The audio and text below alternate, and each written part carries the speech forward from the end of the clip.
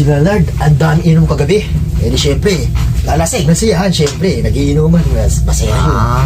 So masaya sila no. Eh di maya-maya, nagkainitan. Eh di pagka nagkainitan, hindi nag-away. Nagsayawan ng mga loko. Eh di dance-dance yung mga amoy pokto. Pero napikon yung isa, kumuha ng bote. Pagkakuha ng bote, Pinalo yun. bumuli ulit ang alak.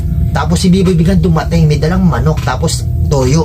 Alam mo ano niluto? Ano? Wala mo, manok tsaka toyo. Ano? Di mo alam? Adobo. Inihaw, pre.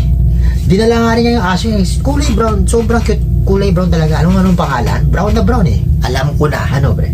Brownie. Sugar, pre. Hindi porket brown. Brownie na. Grabe ka naman. Naikwento nga niya sa akin nung kapatid niya. Bata pa, mahilig pa picture-picture. Galing ang picture-picture nun eh. Kaya ngayon, isa na siyang Photographer.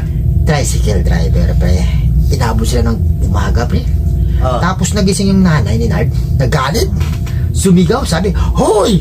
Tumigil na kayo. Ilabas ang pulutan!" Ang bait pala ng mama nun. Grabe.